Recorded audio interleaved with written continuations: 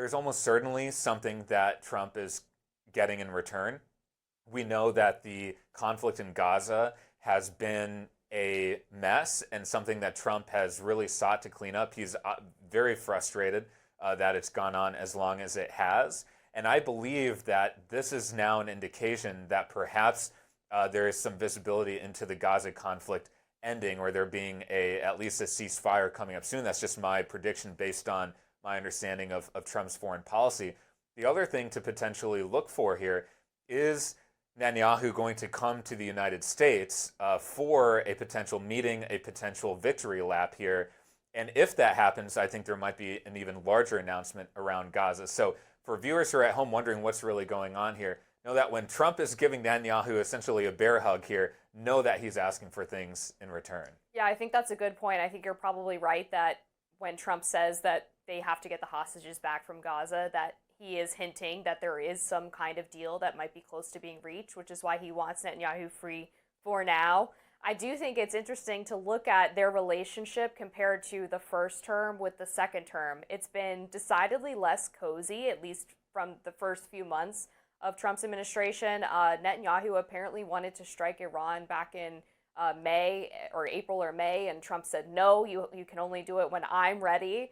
And that was when he did it in June, and then Trump following up with a strike of his own. But Trump has to be very careful with his general relationship with Netanyahu, even if there have been reports about him being more skeptical of the Israeli prime minister and a bit suspicious about his motivations, and then being willing to negotiate directly with Hamas for the release of that American hostage.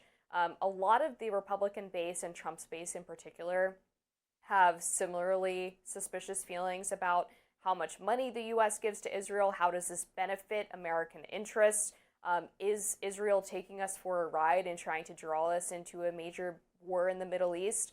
And he should heed that, I think, when deciding how to proceed specifically with the Iran situation, and how much vocal support he does give to Netanyahu. Yeah, I think Trump definitely needs to be careful about that. And a couple things here quickly. One is that there's an interesting coincidence that happened that if you look at what was happening in Israeli politics just before October 7th and before the Gaza war, then there were massive protests in the streets. Israel was extremely divided. People were calling for Netanyahu to step down and for these corruption charges to be properly heard. The Gaza war happens, and that all is put on the back burner.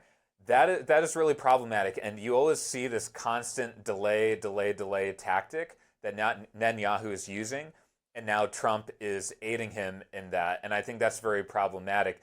And it's part of the reason why I think war is so often used for unjust and wrong means. And Netanyahu, whose main goal has been self-preservation over the last, for most of his political career, he knows how to use war in his favor. The problem is that a lot of people get killed and hurt in the process. I thought it was very strange that Mossad has such amazing intelligence capabilities that they were able to literally fly drones through bedroom windows to take out senior military leaders with the Iranian government, and able to tell us exactly how far down in the ground Fordo was and how many scientists were working there and how much uranium had been enriched, and yet they didn't see a bunch of paragliders planning to come across into the country on October 7th. Right. That to me is extremely questionable, to say the least, for anyone who's been to Israel, and I have, and I've been part of some of the official tours there where you really assess not only what's happening on the ground, but also the security setup that's in the country. Not a lot of things happen unplanned there when it comes to security, especially when you're talking about the Gaza border. I have friends who have crossed that border multiple times, people who do that on a daily basis prior to October 7th. This is not a place where things are just crossing the border without being extremely vetted. So to me, it's extremely questionable. Going back to the Trump part of the story, I think, again, he's very transactional. We'll see what happens in the next few weeks. I do think that you're right that his relationship with Netanyahu has been maybe less cozy in this cycle. And I think it's partly because that there's been a real MAGA interest in preventing foreign interventions, and Trump is kind of stuck between Netanyahu and his base on that. Alligator Alcatraz, DHS has a new plan to house migrants. We'll tell you more next.